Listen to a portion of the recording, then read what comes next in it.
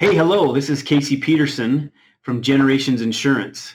So I want to talk to you about one of the questions I get asked the most, and it's around the question of what do I do if I'm continuing to work past my Medicare eligibility, or for most people, 65 years old.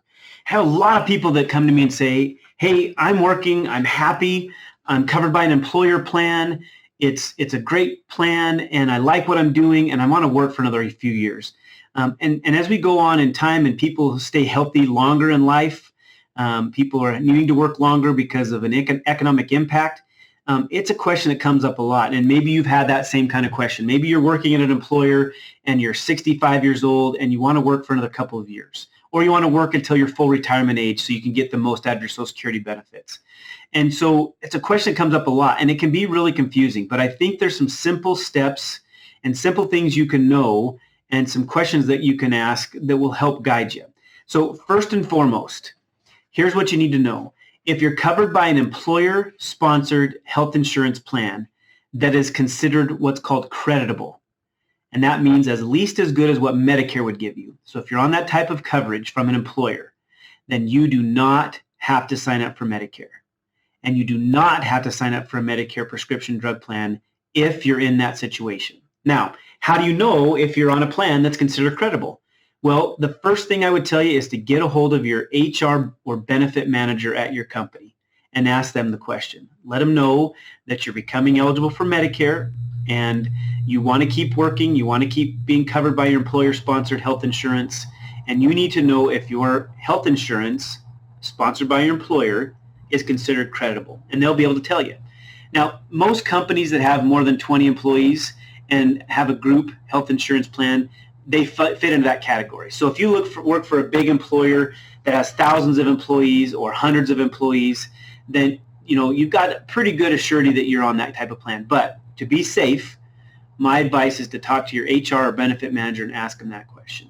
So let's say that they come back and say, yes, you're on an insurance policy from your employer that is considered credible by the government. Your peace of mind can be set at stone right there. You know that as long as you're covered by that plan, you can continue to work, be covered by that plan for health insurance, and you don't have to sign up for Medicare.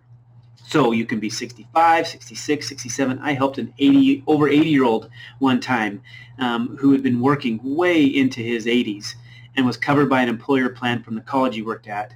And when he left that employer plan, we were able to help him get on Medicare and pick a Medicare plan, a health insurance plan, and get him covered without any penalty. So that's the first thing to understand. If you're working and you're covered by an employer plan and that plan is considered credible, you don't have to do anything. You don't have to sign up for Medicare. You don't have to sign up for a prescription drug plan or a supplement or an Advantage plan. You will be just fine. The other great news is, let's say that you're 65 and you decide to stay on your employer plan, you're going to continue to work, and in 6 months you change your mind. In 6 years you change your mind. Whenever you decide to leave that employer plan, whether it's voluntarily or involuntarily, that means the company closes, they drop their health insurance. If one of those things happens, we have what's called a special election period that we can get you enrolled in a plan.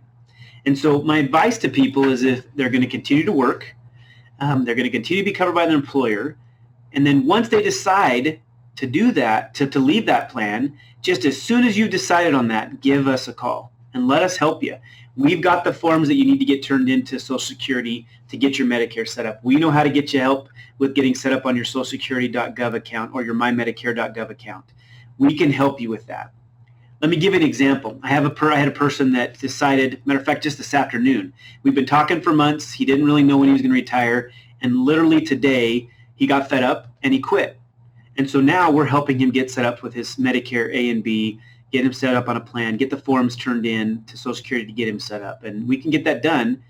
Today, is about the 6th or the 7th of the month, and we can get it done and help him to get set up for the 1st of the following month. So that happens, and we can help.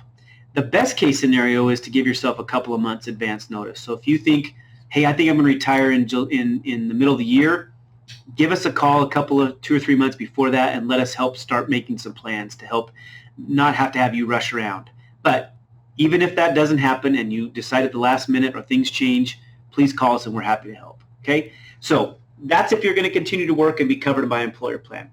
What if you're 64 and a half, 64 and 3/4, you're getting ready to turn 65, and you're working in a company that does not offer health insurance or has an insurance plan that is not considered credible, then a different situation is in play. So if that's you, then you need to sign up for Medicare.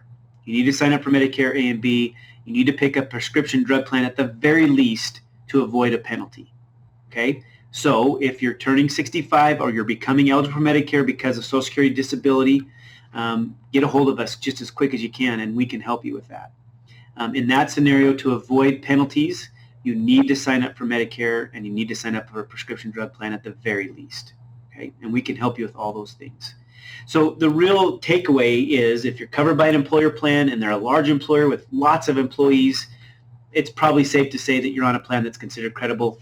You can keep working. You don't have to sign up for any other insurance until you're ready to drop that employer plan or retire. If you're coming up on your 65th birthday or you're becoming eligible for Medicare because of Social Security disability, that's a different scenario. Get a hold of us and we'll help you. Okay? The answer to the question is, call us.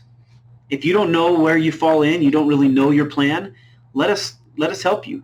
We help people who are 60 years old start to make plans for when they become eligible for Medicare at 65.